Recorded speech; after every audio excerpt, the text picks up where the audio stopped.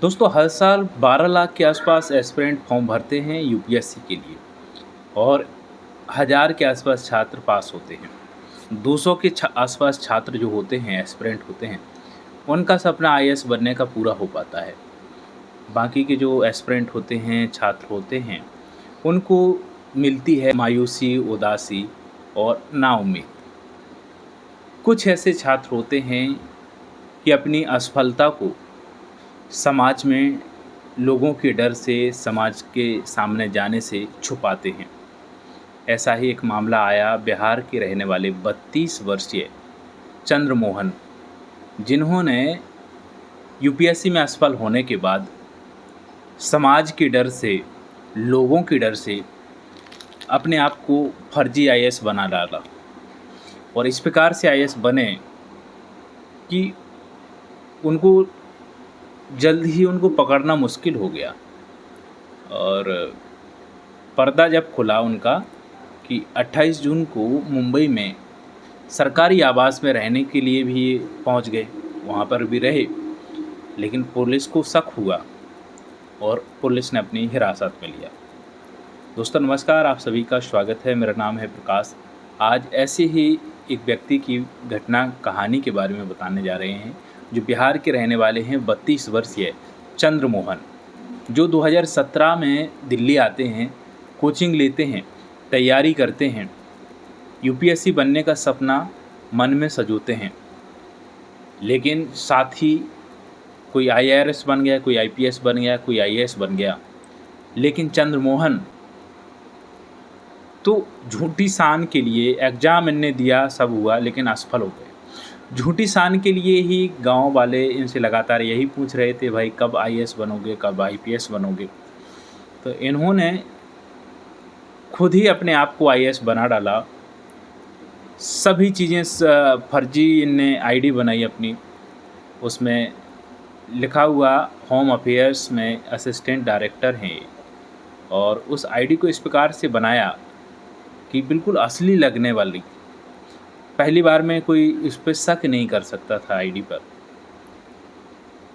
दरअसल फिर मामला जब सामने हुआ तो इन्होंने एक ऐसी गाड़ी को किराए से लिया, सरकारी गाड़ी जिस पे भारत सरकार लिखा हुआ, और हेल्पर, ड्राइवर, सारी की सारी चीज़ें, वो ऐसा लग रहा था जैसे कि कोई रियल में आईएएस अधिकारी। चंद्रमोहन जब फंसे, मुंबई में गए तो मुंबई में दोस्त की सहायता से इन्होंने सरकारी आवास में रहे। सफ़ेद कुर्ते में घूम रहे हैं, गाड़ी में से उतरते हैं तो गेट खोलने के लिए एक व्यक्ति है। सारी की सारी चीज़ें वो कर रहे हैं एक आईएएस ऑफिसर बनने का। पूरा नकली जो भी क्रियाकलाप करना चाहिए वो कर रहे हैं आईएएस बनने के लिए। लेकिन पुलिस को शक हुआ तो पुलिस आती है इनके पास, तो सबसे पहले निडर होकर के अपना जो आईडी है उसको दिखाते हैं। पुलिस देखती है इनके आईडी को, तो पुलिस को शक होता है क्योंकि उस पर क्यूआर कोड नहीं था, जिसकी वजह से पुलिस ने उनको हिरासत में लिया और 3 जुलाई तक कस्टडी में रहे। तो बहुत सारे ऐसे व्यक्ति हैं, ये पहले व्यक्ति नहीं है जो फर्जी आईएएस बने हैं। बहुत सारे ऐसे आए हैं, गए हैं, ऐसे लोग देखने को मिलते हैं। अब इसको क्या कहेंगे आप, किस प्रकार से ऐसे व्यक्ति सामने आ रहे हैं, आपकी क्या प्रतिक्रिया रहेगी ऐसे व्यक्तियों के बारे में। और इन्होंने पूरी तरह से तैयारी भी की। 2017 में ये दिल्ली आते हैं, तैयारी करते हैं, लेकिन सपना पूरा नहीं हो पाता है। झूठा ही सही, लेकिन खुद को आईएएस ही बना डाला, फर्जी आईएएस, लेकिन पकड़े गए। अब इनके ऊपर जो धाराएं लगी हैं, आखिरकार कौन कौन सी धाराएं लगी हैं उसके बारे में जानते हैं। धाराएं जो लगी हैं, भारतीय न्याय संहिता की धारा 204 सरकारी अधिकारी होने का झूठा दावा करना, और धारा 336(2) फर्जी दस्तावेज बनाना, और धारा 336(3) और धारा 340 फर्जी दस्तावेज को असली बताकर उसका उपयोग करना।